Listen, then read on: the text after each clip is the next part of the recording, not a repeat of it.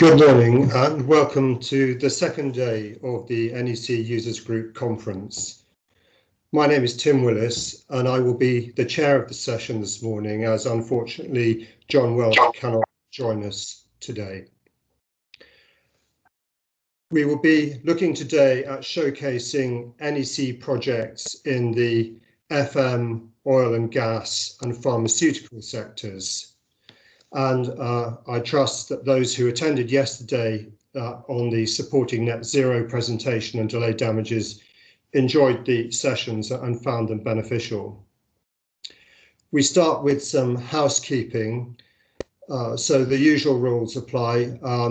Please turn off your mics during the presentations.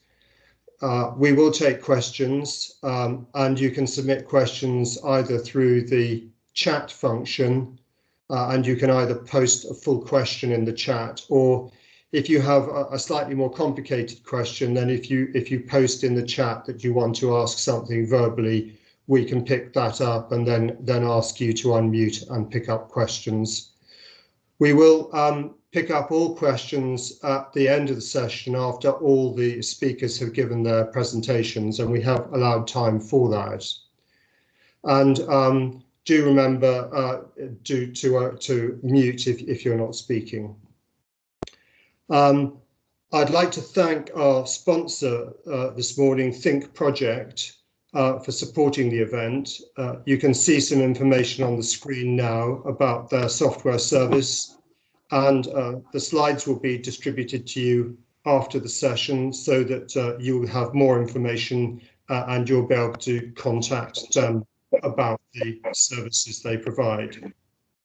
I'd also like to thank our supporters for this event, and you can see that we have a number of supporters, the logos of whom are shown on the slide there, so thank you very much to them for their support. We also have some news too for the users group from the users group team to share with you.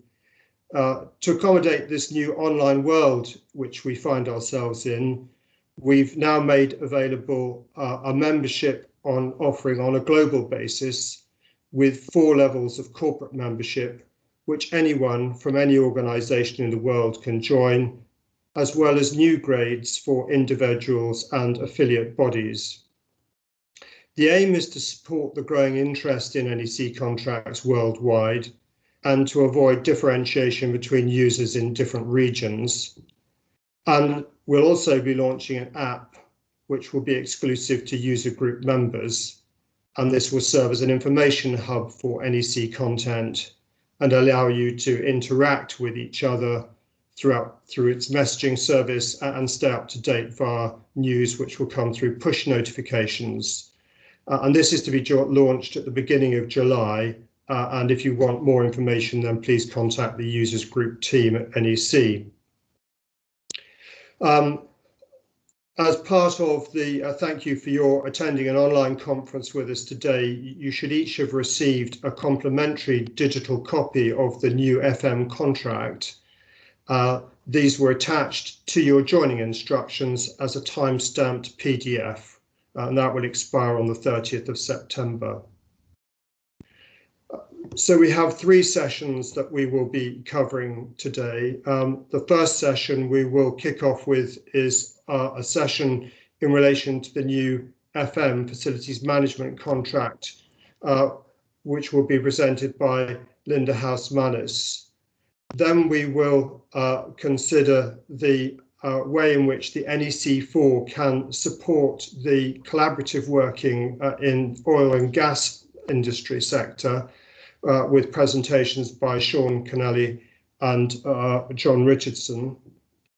And finally, we are going to consider the use of the NEC contract in the context of the pharmaceutical sector with a presentation from Peter Alexander, Service Manager at AstraZeneca. So without further ado, what we'll do is we'll start the presentation shortly, and we will have our question and answer session at the end, 20 or 30 minutes of that. So something like 10 o'clock, 10 past 10, the question and answer session. So our first speaker this morning, who I'm very pleased to introduce and delighted to have as our speaker today, is Linda Housekeeping. Linda was appointed as CEO of the Workplace and Facilities Management Institute in 2016, where she embarked on a programme to create a modern professional body. And the Institute of Workplace and Facilities Management now accredits professionals in the facilities management sector and provides training and best practice support to 14,000 members and their wider community in the UK and beyond. And Linda has been very much involved in the development of the FM contract. And so I'm very pleased now to introduce and hand over to you, Linda. Thank you. Thank you very much indeed, and good morning, everyone. Can I have next slide, please? So yeah, my name is Linda Housekeeping. I'm the CEO of the Institute of Workplace and Facilities Management. And for the rest of this presentation, I will refer to us as IWFM, just to shorten my present somewhat. For those of you who don't know us, IWFM is the body for workplace and facilities professionals, individuals. We exist to promote excellence among a worldwide community of around 14,000 and to demonstrate the value and contribution of workplace and facilities more widely. Let's say we emerged in 2018 from the British Institute of Facilities Management, and some of you will probably be more familiar with that. And we were building on the 25 years of BIFM's existence, promoting excellence in FM to practitioners, the economy and society. Thank you very much for inviting me today, and it's very good to be back. 3 years ago, on the cusp of our transition to be an IWFM, I stood before you in the good old-fashioned days when we were actually all in a room together to announce our deepening collaboration with NEC on a joint project. An initiative to develop contracting and procurement products and services to support the facilities management sector using the NEC4 contract suite as a guiding light. And certainly what a journey it's been. Today, we celebrate the full launch of the NEC4 facilities management contract and the start of a new chapter in our collaboration, but more on that later. Next slide, please. It's always worth placing our young profession in context. The facilities profession is still a relatively new one, and whilst most organisations would fail to function without it. So can I ask, I'm getting feedback, if everybody could go on mute, that would be tremendous. Thank you. So yes, facilities profession is still a relatively new one, and whilst most organisations would fail to function without it, it is not widely recognisable across the wider society. It grew out of the office services and office administrator roles in the 1970s and 80s. And they weren't known then as workplace or facilities management. They were the folk who just made sure everything worked and that the building ran safely and efficiently. They looked after the type of services characterised as non-core business, which is a cost-driven culture of the late 1980s and early 90s. It became convenient to commoditise and contract those services out. The rapid acceleration of outsourcing as a standard operating model, combined with growth in regulation governing the way our infrastructure must be built and maintained, and how its users must behave, has spurred the growth of facilities management as a serious industry. Its growth has gone almost unnoticed, but the FM industry accounts for around 7% of the UK GDP, and it has an estimated value of around 120 billion. So as you can see, it's not a trivial sector. So outsourcing, and still it is a scourge to some, has helped to shape workplace and facilities professionals and the relationships that they have with suppliers over the past few decades. But maturing as a profession and establishing best practice across its remit required not only FMs to professionalise and upskill along the way, but also the products and services that supported their professional environments. Next slide, please. Pursuing the highest standards in the procurement and management of facilities management contracts is fundamentally important to our profession's advancement. Managing the relationships so that partners can deliver on the outcomes that they seek to support business success means that contracts themselves are key tools to capture and set up the necessary collaboration and outcomes between organisations. So it's no surprise that for some years our members have been asking for a standard contract for FM. Best practice developed by the Institute's Procurement Special Interest Group was supplemented in 2016 by a leader forum, which was led by our International Special Interest Group, Outsourcing Across Borders, which articulated the rationale and benefits of a FM standard contract, which would drive best practice. Just at the point NEC and IWFM had started to explore our collaboration, Carillion happened. Suddenly, the notion that value could have a meaning beyond pounds and pence was no longer the prerogative of a few best practice advocates. The conversation started to shift, with concepts such as trust and collaborative working taking centre stage. Other needs, such as promoting social value, upskilling and professionalisation of those who procure and then manage contracts, were also identified. If those preconditions weren't sufficient, our own transition to IWFM served as a reminder of our mission to create the conditions for a thriving profession through leading-edge thinking, sharing best practice and upskilling our professional community. In plain English, our members wanted a standard contract. The time was ripe to be ambitious about translating best practice into a solid product. All we needed was a partner to move forward with. Luckily, we had just reconnected with our long-term partner. Next slide, please. Alongside our own organisational relationship, our members, looking at a way to deliver the first standard FM contract, had identified NEC as their preferred partner of choice to build the FM-specific standard. The defining reason behind that, the NEC4 contracts foster good relationships, the key ingredient for achieving successful outcomes from any collaboration. Locking in the NEC and IWFM relationship and this ambition into a new memorandum of understanding, we embarked on our 3-year journey to this end point, making sure we kept our finger on the pulse of what members and the wider sector needed by a series of consultations, including our own IWFM NEC steering group.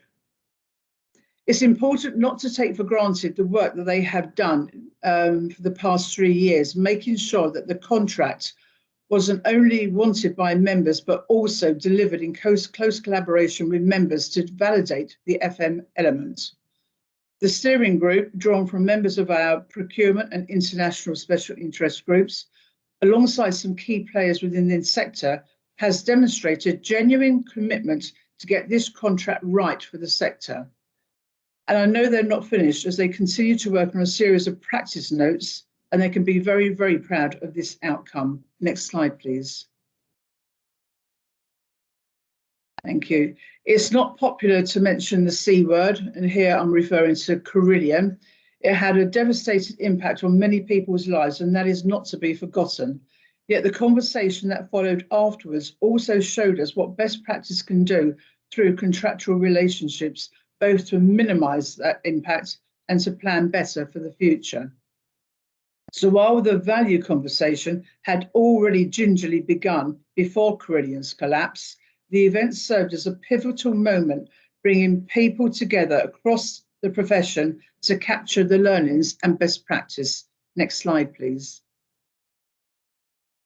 Thank you. So at IWFM, we identify 6 specific areas on which to focus. 1, a value-driven approach, incorporating quality and social value, which delivers for all stakeholders. Enabling realistic margins, upskilling for professionalised procurement processes, advocating consistent prompt payment, advocating wide-ranging minimum standards underpinned by a code of conduct, and transparency about the service delivery, which enables trust between partners And I say, and we mustn't forget the role that technology and data-driven innovation must be promoted here. We are working to progress those specific areas across all of our activities, and it was our starting point for the NEC FM contract, definitely not lacking in ambition. Social value, exit and mobilisation plans, value collaboration. These are all included in this FM standard contract and it's applicable across the world. Many of these elements are built into the main contract or offered for consideration in the user guidance. Others, such as social value, because of their UK-specific focus, are being locked into practice notes, which will provide guidance to users about how to build the concepts into new contracts. It is exciting to see how we are joining the dots between a number of different work streams underpinned by the 6 areas on the screen. One example being our work on social value. Social value is a very important tool to move FM relationships and services from cost to value. Yet we learned from our own sustainability survey data that the lack of a standard measurement framework was a barrier to its uptake. So we set out to collaborate with the social value portal to develop an FM specific, I'll just carry on talking and I'm certainly not going to speak in that language. I'll just carry on while we get the present back up online. So anyway, go back to the social value portal. We collaborated with the social value portal to develop a FM specific social value measurement framework known as the FM plug in for the TOMS, otherwise known as Themes, Outcomes and Measures, which was published in December 2020.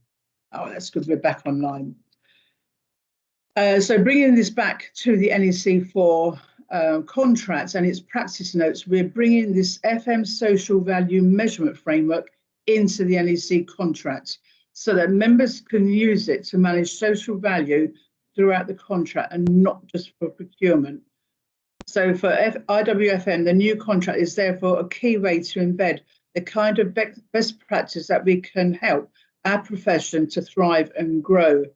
And you know, as a noted point, you know, I think the message during the pandemic and sort of post-pandemic is that we have got to build back better. You know, society, business, economy must look better. And I think this contract is going to be one of those tools that will enable that. Next slide, please.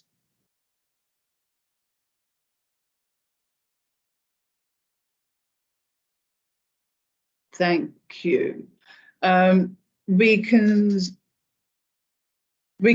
the new FM contract a great step forward in providing the wide variation of requirements that the workplace and facilities sector and profession need today and in the future. And I want to highlight 4 key benefits. 1, it will help you streamline processes, reduce the potential for problems and promotes best practice in the procurement of FM services. As the first FM standard contract, it brings greater alignment with FM priorities, including market recognised phrases and definitions. It offers flexibility to support a variety of FM approaches in procurement and delivery strategies. And last and perhaps most importantly, it supports the building of trust and collaboration, which is vital to a well-functioning facilities management industry. And if you want to find out more about the technical detail of the contract, please do sign up via our website. The web address is on the slide here in front of you. We have a dedicated launch webinar tomorrow, Wednesday at 12 noon. And I always say to people, you know, if you register for it and if you're not available at 12 noon, then obviously because you've signed up for it, you can always then obviously revisit it afterwards. So next slide, please. So where are we? I'm excited to announce the NEC and IWFM have extended their collaboration beyond the launch of this contract. We will continue to work together to make a success of this new contract. The next phase of our collaboration will take the form of IWFM steering group, continuing to produce a series of practice notes. We will also maintain an FM contract forum to make sure the contract stays on trend. In addition, we will continue to support the wider adoption of the contract and procurement upskilling by promoting the contract and its supporting products and services, including training across the sector. As for the facilities management sector and its profession, the answer certainly feels like deja vu. As in 2018, I mentioned as well, that it is certainly an interesting time to be in FM. Back to the now. And we are seeing how the workplace and facilities management profession is poised to emerge from the pandemic with recognition of the critical role it has played to keep the country going, whilst also emphasising facilities professional status, not only for safety and infection control, but as change agents across a number of areas critical to maintaining productive workplaces, where work and place were not necessarily the same thing. We can speak about this with confidence, as this was one of the main conclusions of our Market Outlook survey published in April this year, which was built on unpublished baseline data from around the time of when the pandemic started in 2020.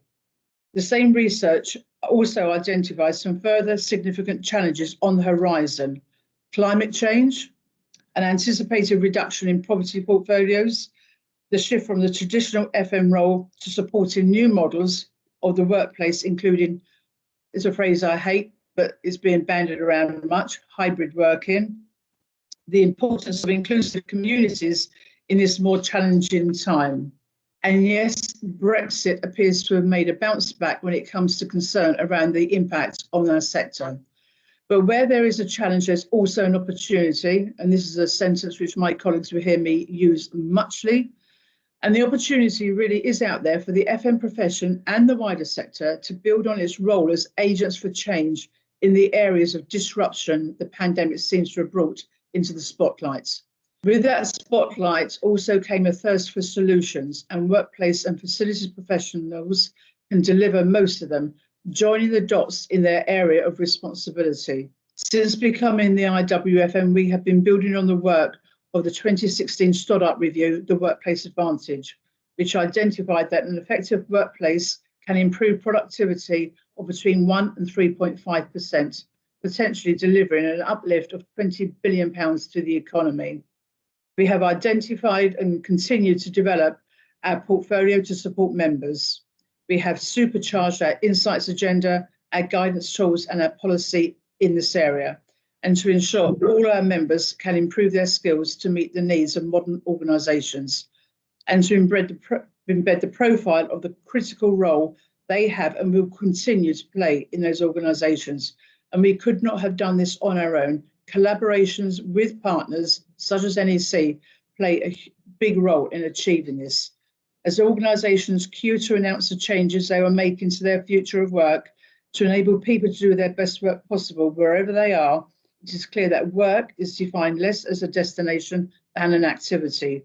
The consequence of this is that the status of our professionals as workplace change agents is growing as they step across silos and operate cross-functionally, enabling workplace advantage, putting theory into practice through strategic collaborations from across the organisation, IT and HR in particular. So my final notes, and the next slide, please, is that collaboration really is the key to success. And somehow it feels like we have come full circle back to the new NEC FM contract, which has collaboration at its core. And therefore, this could not have come at a better time as we build a better Britain. Thank you very much.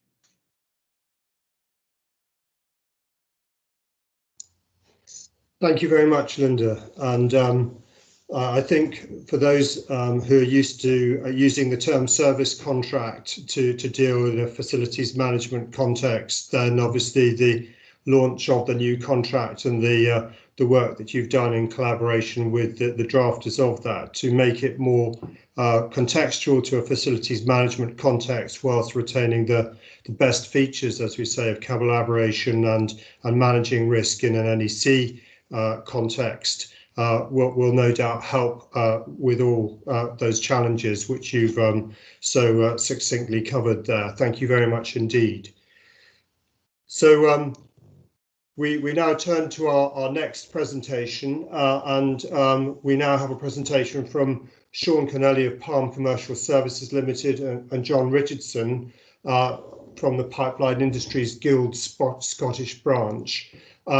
Sean and John have both got a little presentation about the background to the presentation they're giving them, so I won't go into any more introductions, simply to say, Sean, please, we look forward to hearing your presentation. Thank you very much. Thank you, Tim. Next slide, please. Good morning, everyone, and thank you to NEC Contracts for the opportunity to present an overview of the collaborative offerings the NEC4 has to offer the oil and gas industry. My name is Sean Connelly from Palm Commercial Services Limited, which is a chartered quantity surveying practice. I have over 20 years' experience working on NEC contracts, initially on civil engineering projects. Over the past few years, my business has focused on NEC consultancy, dispute resolution. We have acted as party representative for adjudication on over 20 occasions in the past 18 months, and we also act as a quantum expert representing the client on a contract in Israel. We also advise on roles on major civil engineering projects. It is worth mentioning that pretty much all dispute work I've been involved with has not been on the NEC contract, which is a good indicator of the collaborative nature of the contract itself.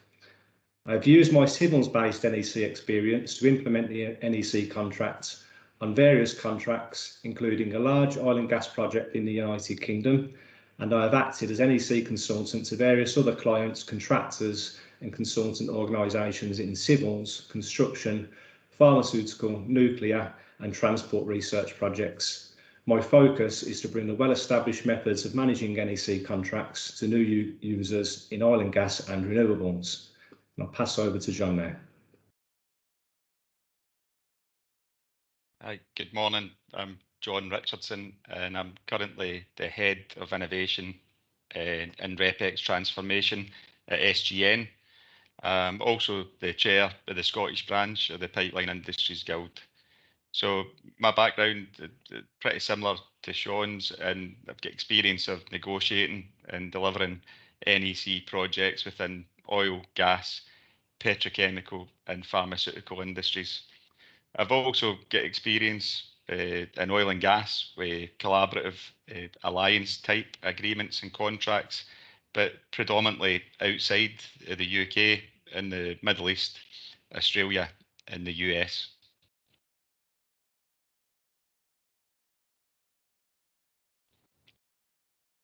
Can we move to the next slide, please? Thanks.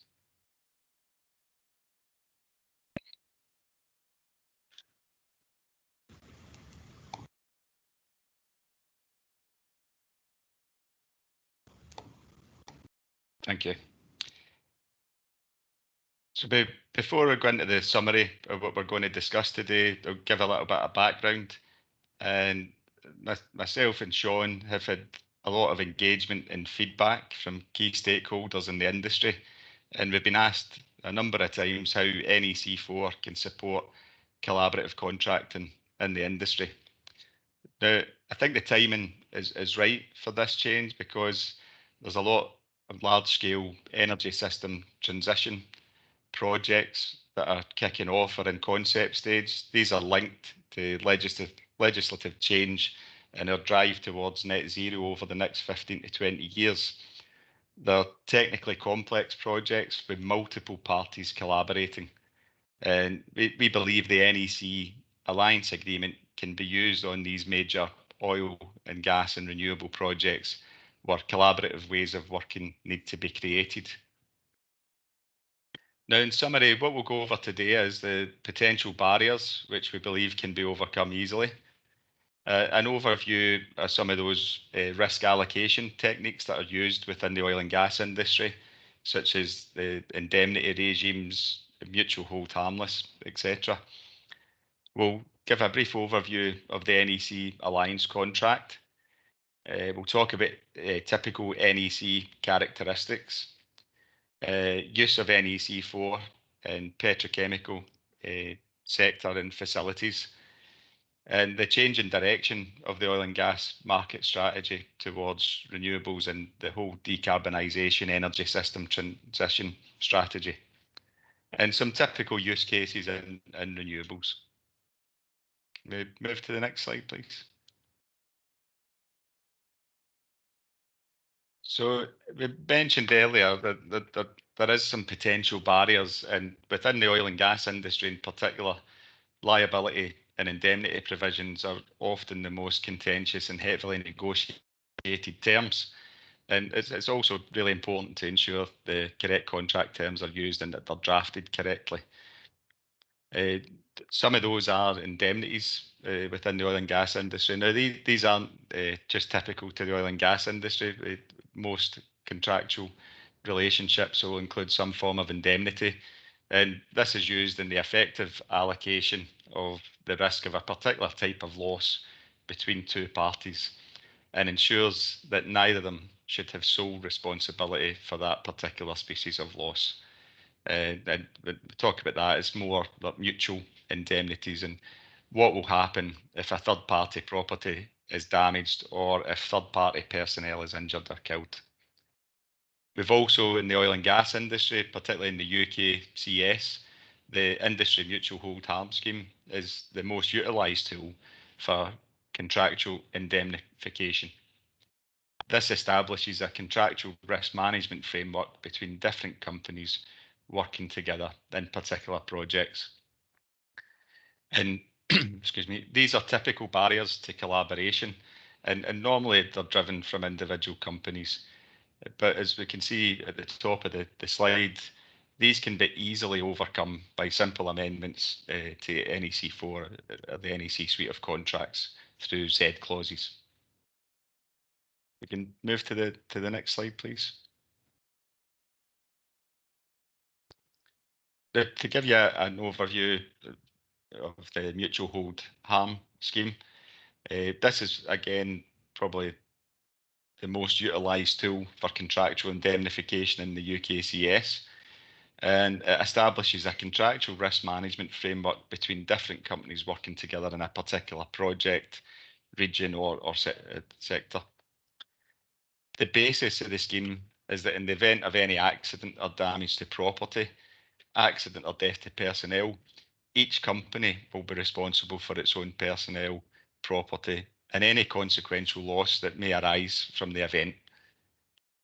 In contrast with common law approach, the contractual indemnification provision used in the oil and gas industry is based on the view that liability should be accepted and managed by the party in the best position to ensure or absorb the loss in question, and should not necessarily follow a breach or fault. The provision, it's important to note, does not remove any risk, but it does allow the risk to be managed more effectively, and in most cases mitigated at an earlier stage in the process. And these are effective methods to risk management within the oil and gas industry, but these mechanisms could be transferable over to the NEC4 contract, which we believe provides that flexibility and is probably more suitable in structure and for project management purposes for these larger scale decarbonisation type projects. If we can move to the next slide, please.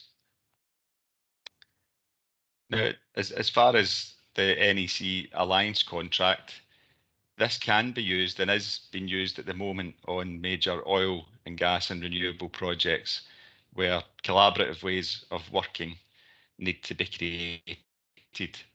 There is a true alliance with all members engaged under a single contract, where sharing of the majority of risk and reward within the terms. The behavioural and relational side of the contract, there's no blame and no claim culture, and the parties are looking to collaborate to achieve the best outcomes for the client. And again, I'll go back to it, this is really important for these larger scale decarbonisation projects that have a link to the future of energy, particularly within the UK. If we move to the next slide, and I'll pass back over to Sean, if that's okay. Thank you, John. So the NEC contract is widely used in oil and gas industries, but many oil and gas clients choose to keep projects confidential, and because of this, there are not as many case studies available as other sectors, and the success of NEC contracts is not as widely appreciated as it is within other areas such as civil engineering, construction and utilities. Although historically the NEC contracts are more familiar for use on civil engineering and construction projects such as highways, utilities, rail, tunnels, etc., the use of the NEC contract is already popular within the oil and gas industry, with companies such as National Grid in the UK and also used on oil and gas projects internationally, including South Africa. So if we explore the NEC characteristics, the full suite of NEC contracts allows flexibility for use on large oil and gas facilities, whether they are onshore or offshore. The full suite can be used for a wide variety of contracting options to the supply chain. The NEC 4 provides good management since there is a clear and simple allocation of risk. Collaborative working is encouraged using strict timescales which must be adhered to, and a requirement for early warning meetings. The construction industry has traditionally been poor when it comes to planning large projects, and the extensive programme requirements of the NEC contract can be challenging for new users.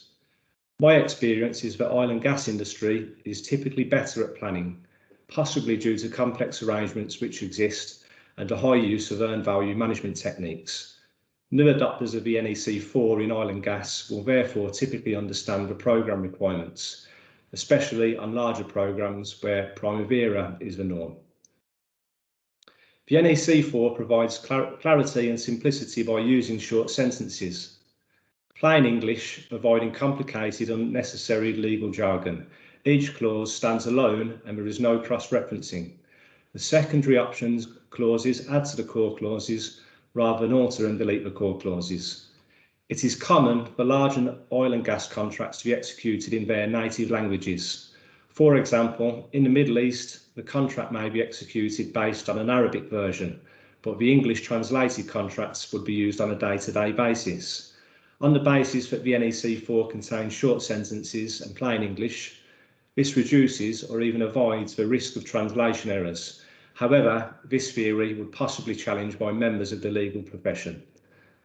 Over the past few years, I have acted as a training partner to the National College for High Speed Rail, which is now the National College for Advanced Transport and Infrastructure, and I've facilitated lots of NEC contract training to new users of the contract, working as Tier 2 contractors on High Speed 2. Most of the new users have expressed that although the NEC was initially difficult to adopt, after many successful contracts, they understand the benefits, and with training, any obstacles were easily overcome. This is a similar story to new users on oil and gas and nuclear projects I'm currently working on. There is plenty of good training material available on the NEC Contracts website for new users, including online courses which help new users become familiar with the contracts. Next slide, please. So if we look at the typical use of the NEC 4 in petrochemical facilities. So the NEC contract has been used on large petrochemical and oil facilities and refineries.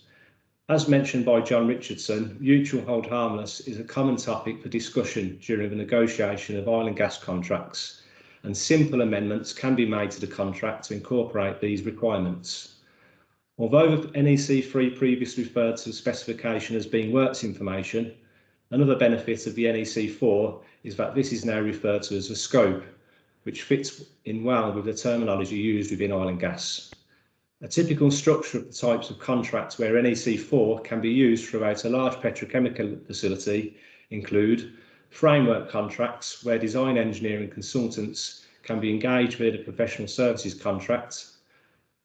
Professional service contracts or PSCs can be used for design engineering, front-end engineering, detailed or detailed design. The PSC can also be used for various other consultancies such as external project management. The engineering and construction contracts can be used for complex packages and major shutdown works. The term service contracts can be used for a range of contracts such as civil engineering, piping, scaffolding, mechanical and electrical works. The supply contract can be used for the procurement of complex major plant and materials, such as generators or other specialist items. There is often a requirement for early contractor involvement, where the client needs input from the contractor to develop the design. This can be achieved using X22, where it is possible to engage with contractor on ECI on a cost reimbursable basis and then convert this to a target once the design develops to a certain state. Offshore manufacturing of plants and materials is common within oil and gas, and this is also catered for within the NEC 4. For example, clause 70.1 of the NEC 4 ECC states that title can pass to the client for plants and materials which are outside the working areas if the supervisor has marked the plants and materials for the contract. The use of cloud-based contract administration software also goes a long way to ensuring that contractual timescales are achieved and also allow an overview of where efforts needs to be placed in terms of management of early warning notifications, project manager instructions, compensation events, programs and valuations. There are lots of different software packages available on the market. Having spent the last 12 months rolling out the full suite of NEC contracts within a major petrochemical facility here in the UK, this is proof that the NEC can be easily adopted by any new user. Next slide, please. Everyone will have witnessed recent news articles over the past 12 months where international oil and gas operators are now shifting their strategy from oil and gas to renewables. This provides a huge opportunity for collaborative contracts, in particular the NEC 4 contracts. And the oil and gas industry is no stranger to alliance contracting. For example, BP demonstrated the strength of alliances in offshore developments, such as the BP Andrew Alliance in the UK North Sea back in the 1990s, working to build a better future for the energy industry. Next slide, please. The renewables market is evolving rapidly. Over the past 18 months, we have seen a visible shift of the strategies from oil to renewables. This will create opportunities for more collaborative contracts. And as stated by John Richardson, the NEC 4 Alliance contract has a huge part to play here for new renewable projects, such as carbon capture schemes and hydrogen networks, where collaborative contracts will certainly be required.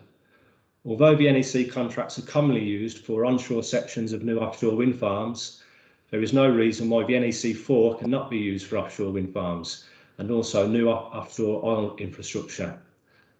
Bacton, for example, has recently been identified as a potential hub for the intake of hydrogen to London and the South East, utilising existing oil and gas networks from the offshore industry.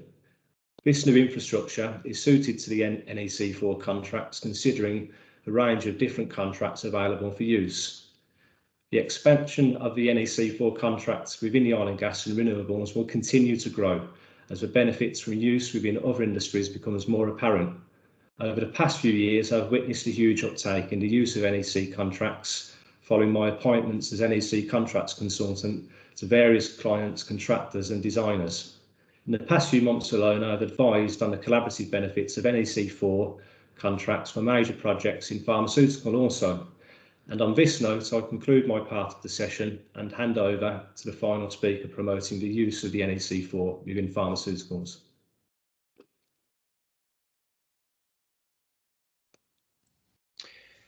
Thanks very much, both Sean and John. It's fascinating to hear about the growth possibilities in a sector, and also the heartening to hear too that probably traditional ways of doing things and traditional forms of contract that people may have been wedded to in a sector are open to change and willing to embrace the perhaps different philosophy that NEC may have had to other existing standard forms. So thank you very much for that.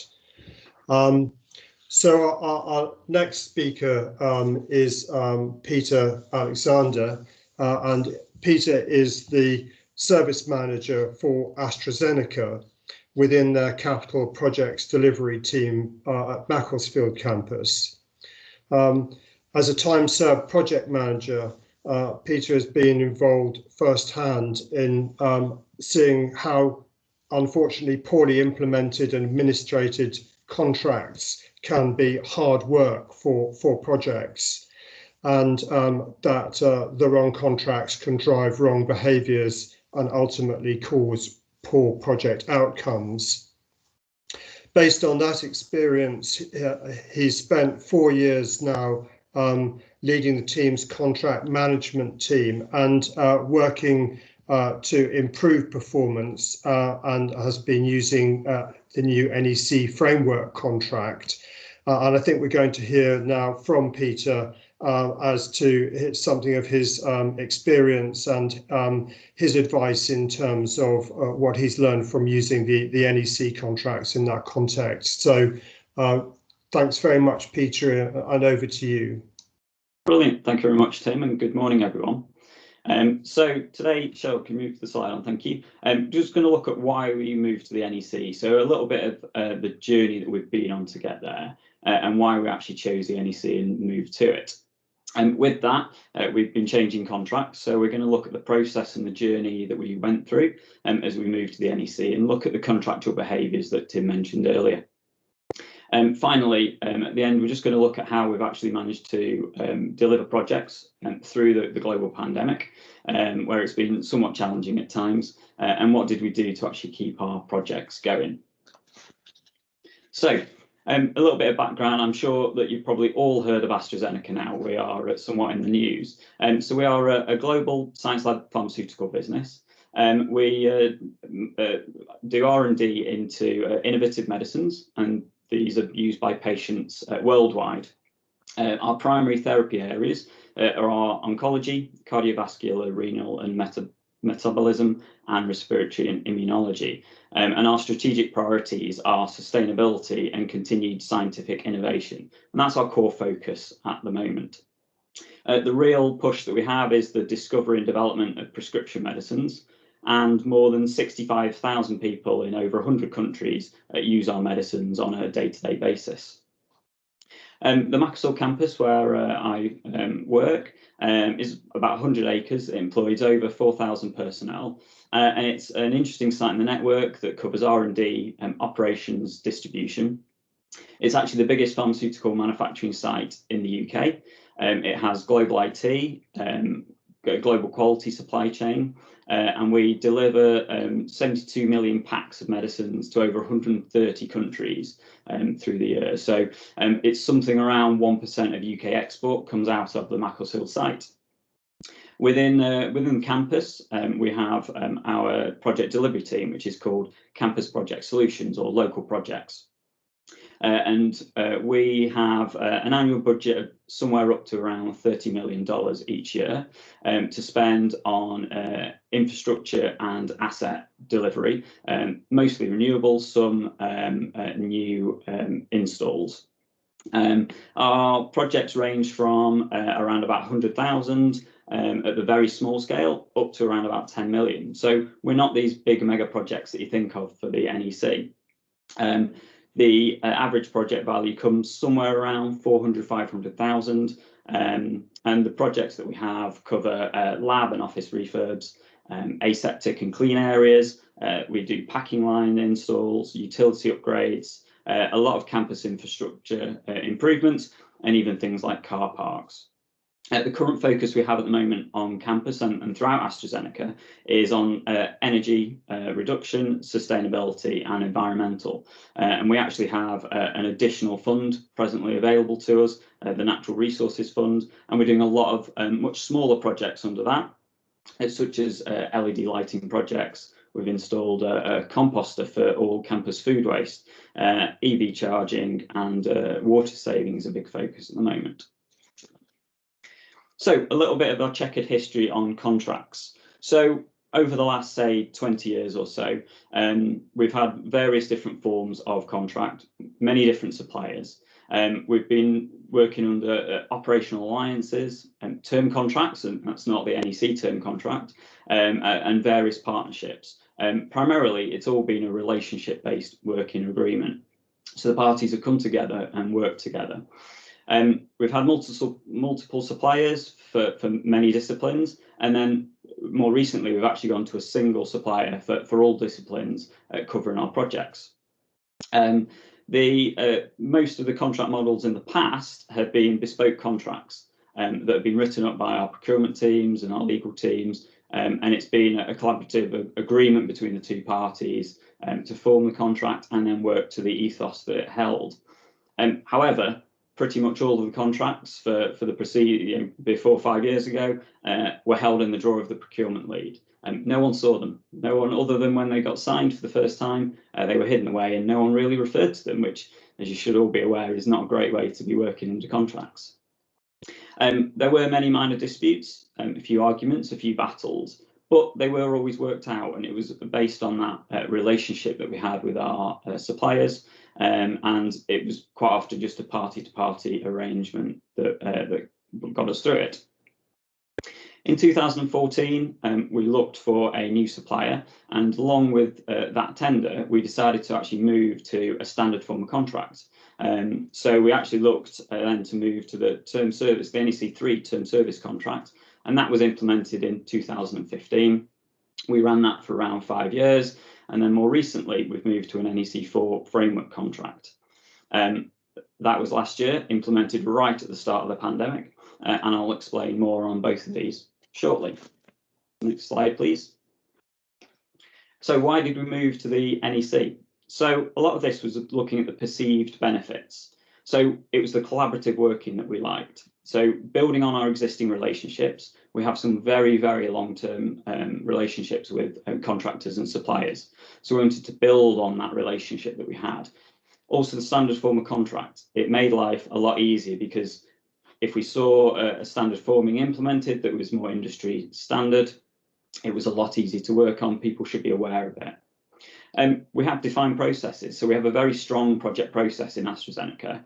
And so a line into the NEC, it would be a good fit for us to have a strong project process and strong processes that are defined within the contracts. The proactivity, the thing we really wanted to focus on was actually being proactive and talking early. Things such as early warnings were a big deciding factor in us moving over, because it was a mechanism we'd never used before. You know, things were discussed on contracts, but there was no formal mechanism to follow through. Our focus for all of our projects is that magic triangle of time, cost, and quality.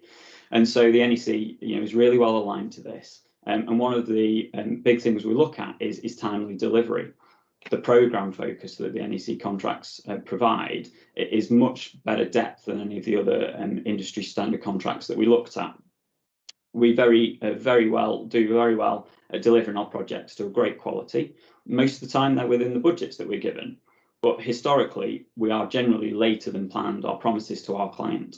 So having that programme and the contract behind it was there to really help support us, and it was driven by the contractor rather than the AstraZeneca planners, and taking that forward. Next slide, please. So we moved in 2015 to implementing the NEC3 term service contract. Now, hindsight is a wonderful thing, but was this the wrong choice? We took some advice from an external consultant. I'm not sure they really understood when they first came in what we did at AstraZeneca and how we delivered our minor capital. So they looked at the word that we kept on referring to, which was a term agreement or a term contract, and they thought, hang on, I've heard of a contract like that, the NEC term service contract. So we implemented the term service contract. Now, the problem is we weren't delivering a service. So there was no overlying service that was being delivered. All of our work was individual projects, non-repeatable, everyone bespoke. So ultimately, we were using the term service contract just as a mechanism to use the X19 clause for the task order, and we just used it as a call-off service. So we had this term service contract over the top, and then every project we had, and this is maybe 40 new projects a year or 100 projects live at any one time, we just used it as a call-off and had all of those task orders sitting underneath it. And it was also fairly well poorly implemented, and I say this being part of the team that was trying to receive this at the time. So there was insufficient training. None of the AstraZeneca team nor our contractors were really well versed in the NEC, and so all of a sudden you're talking a whole new language, especially for the non-contractual PMs that we had in the team. They were trying to understand how a contract was formed, how it was administered and implemented. We needed more training, and we were given some really useful overview training and some good slide decks to go with it, but actually that wasn't really driven through the team. So there was a very limited understanding of how to apply that, the contract, and how it would actually work. There was no case studies we could look at and nothing we could see to try and understand how we would implement it. The contractual language certainly changed, as we were all aware, for the NEC, and as it was mentioned earlier, it's very simple wording, short sentences, so it's much easier to understand. But the fact is the contract language may change, but if your ways of working don't change, the two just aren't aligned at all. And also, when we first started, we had no contract management system in place. Everything was paper-based or electronically based. So we were sending emails off to people. We were writing service manager instructions just in a Word document and firing them over. These weren't all being recorded and lodged properly. And it meant, therefore, it was very difficult to track and continue to actively administer the contract. The biggest problem we had, though, was that the behaviours didn't change. So the PMs, who were non-contractual, suddenly were landed with this new contract, and all they did was just carry on working the way they did. We didn't change our contractor at this point. The contractor that we had been working on site for 10 plus years. They were very fortunate to win the tender back in 2014, and they were the same contractor that we took forward in 2015, moving to the NEC term service contract. So they came with us, and that relationship remained. There was a lot of extra effort fulfilling the contract. They didn't see the benefits, neither our contract partner or our PMs. They didn't really understand why they had to do all of this extra work. And what we didn't do is we didn't push that contractor, because we moved them through from the old way of working to the new NEC contract. We just brought them along and didn't really put any onus on them to change either. Ultimately, we just carried on as we did before, but with a very different form of contract, and it wasn't working. Next slide, please. So upon review, after 5 years of battling through and doing well, but certainly improving along the way, we then looked at what we needed to do differently when our term service contract came to the end of its period. So I then decided to move to the NEC4 framework contract. Again, took advice, other places this time, did a lot of training, a lot of research into it, and realised that actually this was a much better fit. Primarily, we wanted our projects being run as construction projects. So they're using the ECC, and for us, using X22 as the main clause on each of those contracts, it was the right contract form to use. We also use the other forms, the short form of the ECC, the ECSC, and the professional services short contract as well, so that we could either get just design done, just construction done, or use the full ECC. The way that our money is provided to us and sanctioned on projects is that we have a two-stage process. We do pre-sanction works, build a fairly good basic design together, understand the project, the time and cost side of it. We then go to the business asking for the money to be sanctioned, and upon sanction, we then start our second stage of the project and move into detailed design and construction. Using the X22 clause fitted really well here, because we could get that engagement early on, the early contractor involvement of the X22, and get that basic design together, work together collaboratively to move forward. And then once we got sanction, we were clear then just to move forward into stage 2. We had much better implementation this time round under the NEC4. We spent at least 6 months having a focused training programme. We brought in external consultants to go through the basics of the NEC, bringing all of our PMs up from scratch, really, assuming they didn't really have the knowledge that they'd even been working with it for the last 5 years. We also had a lot of focused support. So we looked at the areas that we really wanted to concentrate on the contract. We looked at the framework information under the framework contract that we implemented. We made sure that was detailed. Certainly, there's a lot of information in there, and there's a lot of specific stuff within, that we had to manage within the pharma sector. And our legal team certainly made us put a lot more things in than I'd like to, and a number of amendments. But with that framework information, that was the basis to have our contractual agreement and relationship with our contract partners. What we then did is set up to really support the PMs as we launched the contract. We had drop-in sessions, we had support from our own internal experts and SMEs, so that basically we could hold the hands of the PMs and take them through it. It was an awful lot of effort, but actually allowed them to really understand the processes within the contract and move forward.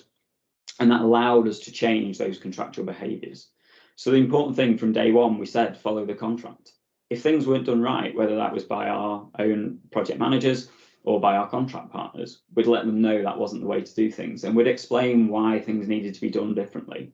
There was a lot of moaning and sighing still about that extra effort, all of the paperwork that had to be done, albeit electronic now, all of the extra processes that they had to go through, the more formal way of working the contract. But by driving the way, the contractual behaviours this way, we really saw an upturn in the implementation of each of the individual contracts and therefore the delivery of the projects. Collaboration and communication were key. Gone were the days when just an email was fired off and it was assumed the other party had read it and was going to respond to it. We had a lot more around the table discussions. Our project meetings had a more detailed focus on the contract. We made sure that early warnings were discussed in project meetings on a weekly or fortnightly basis, so that there was an active discussion, not just firing off communications to each party. And we also made sure that there were no process shortcuts. If things had to be done, they had to be done right. So we followed the compensation event process and the assessment process. We made sure people were aware of all the next steps, so they're always prepared for it. We also made sure that we got a contract book for every project manager, and it was sat on the desk. It was available to them. That meant that the focus was on following the contract and not just doing whatever they thought was the best thing to do to deliver the project. Next slide, please. So changing behaviours. The one thing we found was that old relationships certainly do run deep. We've had the same contractor on site working with us for 10, 15 years maybe. It's also the same personnel. Very few personnel have changed. And so you're trying to change that whole mentality and behaviour of working together. And although we still have a really good relationship and a really good partnership, it's actually changing that way of working that is the hardest bit to do. As I mentioned before, it was a steep learning curve for our non-contractual PMs. They've gone from just getting things done to having to follow the processes. As I said, they didn't see the benefits of these, and so it was a real push to try and get them to understand the contract, understand those processes. The big focus we had on the individual projects was the scope. We realised early on that the foundation for a really good project delivery was to have a good scope and understanding. Too many of our projects went into the early stages without scope at all. It was very loose, and it meant that the PM, the client team, and the contractor were all working to something that no one really had a focus on, and that made very difficult to actually progress forward to get to a design without a lot of changes, a lot of instructions, and maybe even conversation events. We also set up interventions. So we had our SME team reviewing the communications that were going out, focusing on additional training. And actually we introduced CMAR as our management tool. We had been using more latterly a different system that was online, and we just found it wasn't fit for purpose for us. It was too clunky. It really was difficult for the PMs to work. Moving to a new system, it was a bit more intuitive, and it actually allowed us to focus more on that communication, the process, and it supported the learning of the PMs and the processes of how things flow through. The important thing was actually that the contractor took it more seriously this time. We introduced KPIs at framework level on the contractor for our key focuses, which was the programme and timely delivery, and also programme. And of course, if you start putting KPIs that would affect them for various reasons, that really draws their focus, and you direct the behaviours that you want towards those. So bringing in KPIs against programme and delivery on time, it meant that the contractor really focused in on those aspects, and that's where we could drive the biggest change to support the overall project delivery of our portfolio. So where are we now? We're 18 months into the NEC4 framework contract. We're in a much, much better place. Certainly still a way to go. We're still learning, we're still dragging our PMs along with us, but we're delivering against time, cost and quality, and we're delivering for what our client wants, which is the most important thing of all. Next slide, please. So project delivery through COVID-19. So we started the framework contract in February 2020. In March 2020, we all suddenly left site because the pandemic arrived. However, our projects still had to be delivered. Working for a global pharmaceutical company, we had projects that were supporting manufacture, supply, distribution, R&D. These all had to be continued.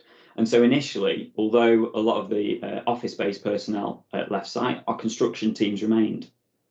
We looked at the whole portfolio of projects, 100 or so projects, and looked at just our business critical projects, those things that had to be delivered and couldn't be delayed. They were the first ones to continue, and they didn't stop from the moment the pandemic really hit us. However, within about 3 months, we'd worked out what was happening. We'd realised that COVID was certainly not going to go away anytime soon. So we then brought all of our projects back online, and we were delivering them all to make sure that the business priorities were met. A big thing here was conversion to remote working. Our IT department is pretty good, and they're always looking at new technology and tools. They implemented within a matter of weeks a massive rollout to Microsoft Teams across the whole organisation globally. This was a great tool, as we're now using it now. It just meant that we could connect. It was much better than trying to do phone calls or even use Skype. We could see people face to face. We could share information. We could actually have project meetings virtually, and it would all work really well. The other thing that really supported remote working was the NEC contract processes and the use of CMAR that I mentioned before, because it meant there was a focus. We could say that all of our information had to be in the tool CMAR. Also, the contract processes could be followed, and it meant that people knew what they were doing. They weren't just wildly trying to run around. The project managers weren't on site to start with, other than maybe flying visits if really desperate. They all had to work through our construction teams on site and make sure that actually the projects were progressing. We introduced daily check-ins. We had team virtual Gemba Canries or PDRs, and a lot more rigour to support the project problems that we were facing going through the pandemic and the early months of that. Next slide, please. So some of our significant delivery changes were restrictions on working practice. So we had to socially distance our construction activities. If you imagine, any works, electrical, mechanical, civil, there's a lot of close contact. And actually, we were now asking our construction personnel on site to be doing this while socially distanced. We were bubbling up our construction teams on the Macclesfield campus. We have so many varied different areas of site. We couldn't really let construction teams just wander around wherever they liked. We had to keep track of them to make sure that we were keeping all areas secure. So we ended up bubbling construction teams. They would only be able to work in one area at one time within one day, or maybe even 1 week, and a different team had to work elsewhere. Welfare provisions were a concern early on.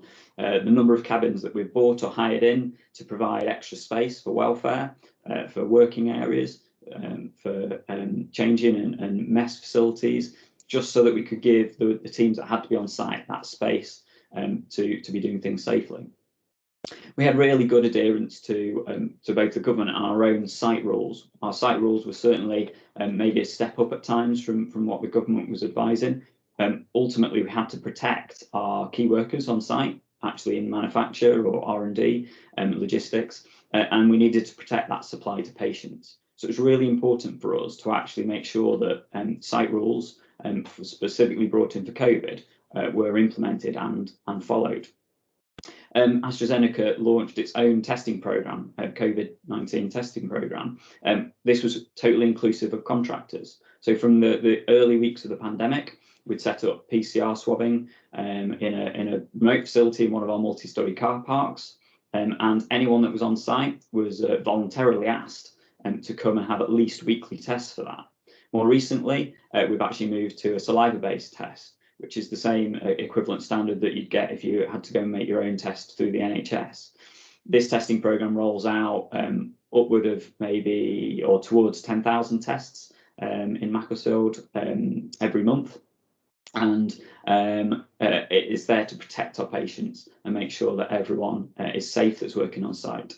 There was also really good regular communication between AstraZeneca and the contractors. We wanted to make sure they understood what was happening and what was going on, and actually what we wanted them to support. There was all of a sudden a whole myriad of minor projects that the contractor was asked to support us with, setting things up, trying to socially distance areas and building new facilities for testing and similar. And they came on as part of that relationship and just really supported us incredibly well. But there were some contractual issues. So how are we going to deal with the unusual COVID-19 matters? So suddenly all the sudden things that no one would have even thought about were thrown at us. And I know fair and reasonable is not an NEC term, but we had to look at the differences between the government stance and AZ stance. The key one being isolation period. When the government first introduced 14 days self-isolation, we introduced the same, but we actually went a step further, that if someone had actively had COVID-19, they had to stay away for 14 days once their fever and illness had actually passed, which meant they were actually isolating for much more. The government said they could go back to work, but AstraZeneca wouldn't let them come back to site. So how did we deal with that? When the government then changed down to 10 days, we kept 14 days. And we've had lots of times when a worker has not been able to return to site because AZ won't allow them to. And how do we deal with these things? So we've been through a lot, and a lot of that's been through relationships. Some of the benefits that we have seen though through this period also has been things like 3D scanning, photo modelling. These have been introduced to allow us to work remotely and actually take a whole project team through a plant room to go and look at the workplace when they can't actually go into site themselves. The areas are restricted, or we're not allowing multi-parties to go. So it's been a journey, I have to say, and we've got through it so far, and hopefully we're on the other side of it now. Our rules on site will continue for a long time, but we've got a good relationship with our contractor, and we're going to progress forward and continue to deliver our projects. And on that, I'll hand back to Tim. Thank you very much.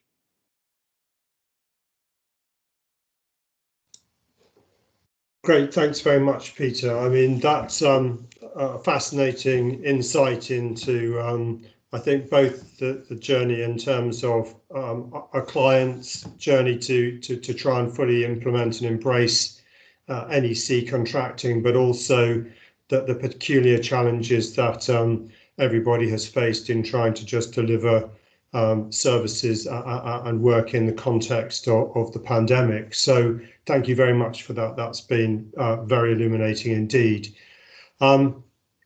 There are a number of questions which I think come out of the presentations this morning, and if anybody else wants to raise further questions, do put those into the chat and we'll pick them up. I think what I wanted to do first off was just say that there is something that I think comes out of all the presentations this morning, and I think perhaps if each of the speakers could perhaps give their thoughts on this. One of the constant themes, isn't it, is that the NEC contract, whichever form you're using and whatever context you're using in, is not something that's left in the bottom drawer. It's something which is used actively with active processes. And I think that is a challenge for clients introducing that into the context of their management procedures and the way that people work. I just wonder what the panelists' thoughts are about whether clients, when you first think about NEC, think about that resource, that investment that you need to make in terms of actually the upskilling, the management procedures which an organisation is taking on board, and whether you'd have any advice for clients in terms of when they face that journey. Tim, let me jump in. As I sort of alluded to in my presentation, first time round we really didn't understand how much effort it required, and even second time round the level of effort that was put in to try and change to a standard form of contract. Don't underestimate it. If a client is taking on the NEC for the first time, whichever form of contract, you really do need to make sure that you understand the contract and can implement it well. Because if you don't, it depends whether the client or the contractor are both in this together. The contractor may well be very well versed in the contract already, and it ultimately would have one over on you from the very start. So it's important that you put that time and effort in. And we really realised this second time round when we moved to the framework contract, just how much effort was required to upskill, especially when our project managers weren't used to dealing with the contract. And actually, it's a day-to-day sort of admin task of managing the contract. You need to be aware of it, have your book on your desk, be understanding the clauses. And even myself, I carry my books around with me, and anyone has a question for me, I get my book out, I look through, I flick through, I think about the things that we've got the next step in the process. And it's really important. It does take that time and effort to go through. And certainly first time, it can be a real shock to the system. Yeah, thank you, Peter. Maybe Linda, I don't know if you've got some thoughts in terms of whether you think this is will be a challenge for your professional members, or whether this is something they want to embrace. Well, I always say culturally, it's like all things.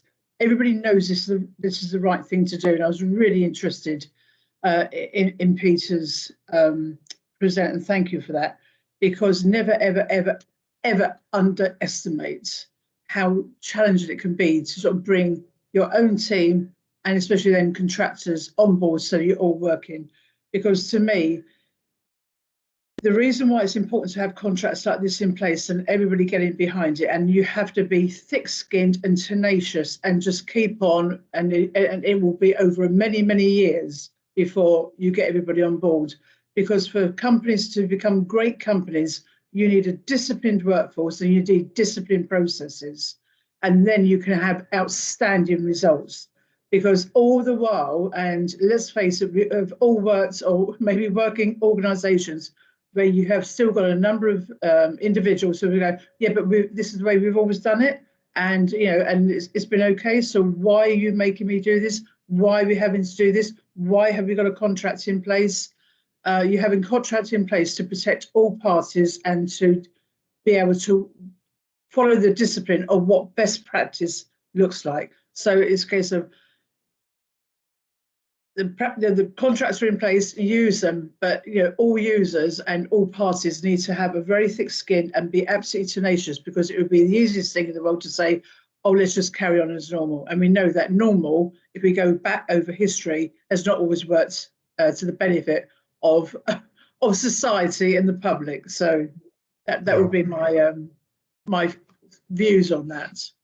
Well, it looks like you'll give them a very strong message, Linda. So thank you for that. Sean, what's your thoughts? Obviously, you do quite a lot of engagement with clients and training and so on. How do you feel that can best be dealt with? Yeah, definitely. I mean, just to emphasise on both what Peter and Linda mentioned, that investment is critical, and without investment in critical training and adopting contract administration, cloud-based systems, in my eyes, it doesn't work, especially on major projects and major programmes. There needs to be a change in mindset, and the change in mindset will definitely give results. But if new users think they can do it without training, more often than not, unfortunately, but they will fail, and that's certainly what I've witnessed in other industries. And I suppose there's the people, there's also the systems, and I suppose Peter mentioned CMAR, and I know there are other systems that people refer to, A-Site, and there are other systems out there, but NEC4 has obviously highlighted the potential for using standardized communication systems to help control process and information. Any further thoughts on that, any of the panelists? Yeah, I don't mind taking that over. Reid, I've worked on lots of small civil engineering projects small construction projects. And once you get more than a dozen early warnings or compensation events or project managers' instructions, it's surprising how laborious the task of keeping a record of all of that information is. But you know, with the cloud-based software systems, they're not just document control systems, but they give a full insight into how the contract's been operated, are the timescales being achieved, how many notifications haven't been issued, and it gives the project manager and the contractor senior representative a good understanding of where the efforts need to be placed. Because unfortunately, you'll always get as you go down the project team, people will say things are okay, but without full visibility, you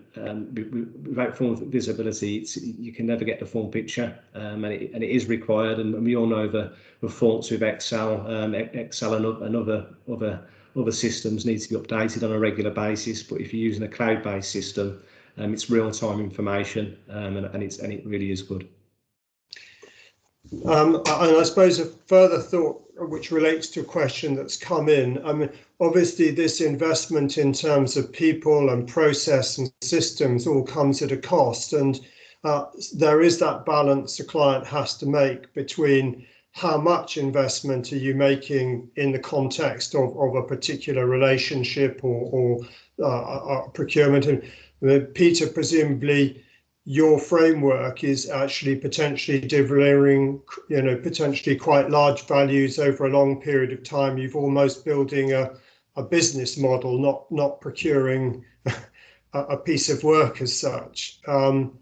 Maybe if you perhaps comment on your thoughts as a client in relation to that. Yeah, certainly. So, you know, as I said, it does take time and effort to implement it. But actually, I think if you look at it over the longer period, and it's not that the short-term gains that you make, the benefits actually far outweigh that effort and that time and that cost of implementing it. So the benefits we're looking at, you know, under the contract is the slicker we get along the way, the more effort we've put in early days to develop actually means that we'll be delivering those projects hopefully a little bit quicker, hopefully a little bit cheaper. And especially under the framework, obviously, we have, you know, for us, you know, a resource on site, so our contractor sits resident on site for us. And so actually, the more that we work together through the contract following the processes, we can actually deliver ultimately, you know, more projects for the capital that we're given. I noticed a question that's come through from Amy asking about the lower value contracts under NEC4, and that's what we're doing. So, you know, as I mentioned, some of our contracts are down at the £100,000 mark, maybe. You know, they're all most of them are sub £500,000, and we do then have the bigger ones that go along with it. But it's just that balance. So the one thing that we found is that the NEC ECC is flexible. You don't have to go in and write a 100-page scope and site information document to go with it. You tailor it down to the level of detail that your project requires. And although at the bottom end, there's always the question from the PM about just, oh, can I do this under a purchase order or something, you know? And we make sure that we enforce a contract of some sort to give both parties that protection and that regimen to actually follow. If they are very small with low risk and low complexity, then we're going to move to the short form, the ECSC. But even at the, you know, a couple of £100,000 mark, the ECC worked well for us because we just tailor it down. The processes are there, everyone follows those anyway. And actually, what you do is just set your expectations different. And the good thing is that, in effect, the client writes into the scope what they require of the contractor. And that's the key, as I said, is to setting that scope up early. So even on a short contract, set a really good scope that is just asking for what you want, and you can use it on any value project at all.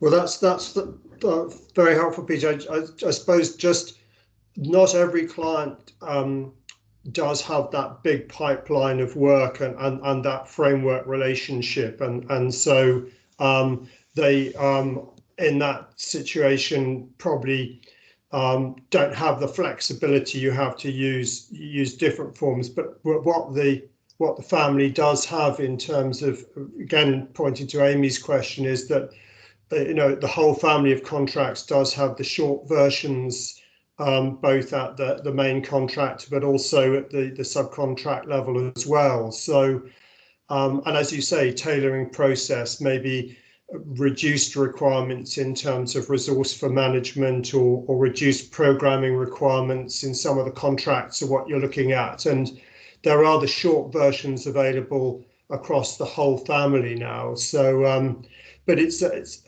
possibly one of the things that we see often in the context of training is that people have possibly sometimes picked up the full version as their only delivery model when they haven't got flexibility, and when in fact they probably could have worked perfectly well with the shorter versions. But that's all a question, I think, too, of clients understanding the full range of contracts available to them. And I don't know.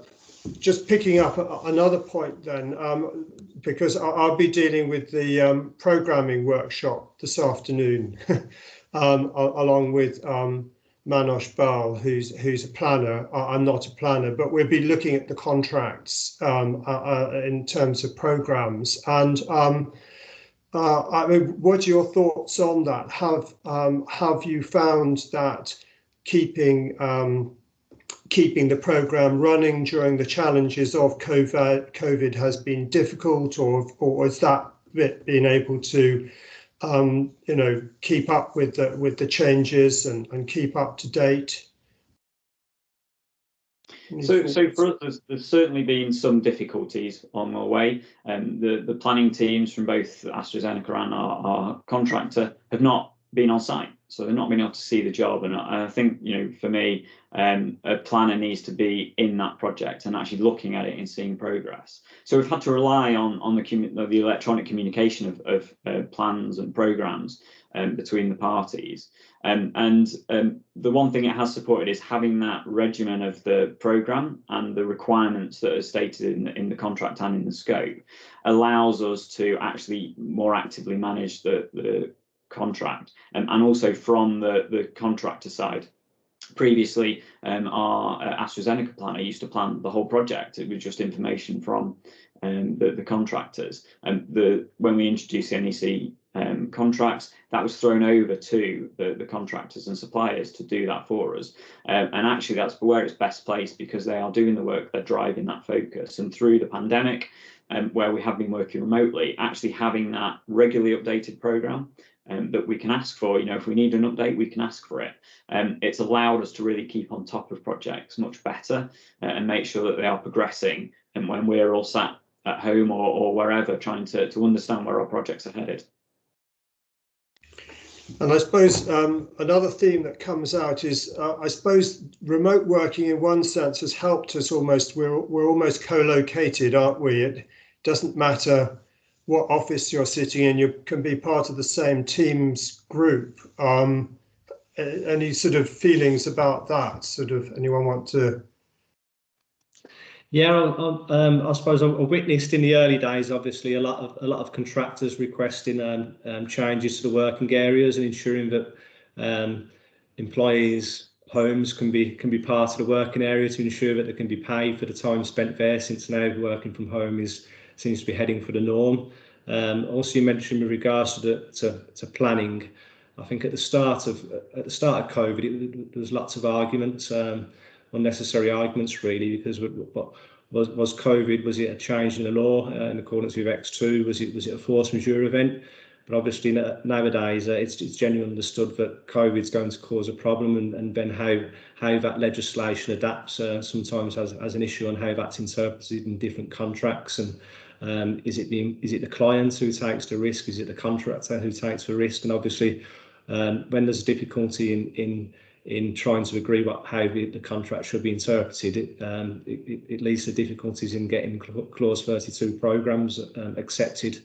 But I think we generally, over the last 12 months, it has evolved to a better place where it was, perhaps. Thank you. Okay, well, we're almost out of time, so it just remains for me to say that, thank you very much to all our speakers this morning. That has been a fantastic review of some fantastic sectors, and exciting for all of us involved with NEC contracts.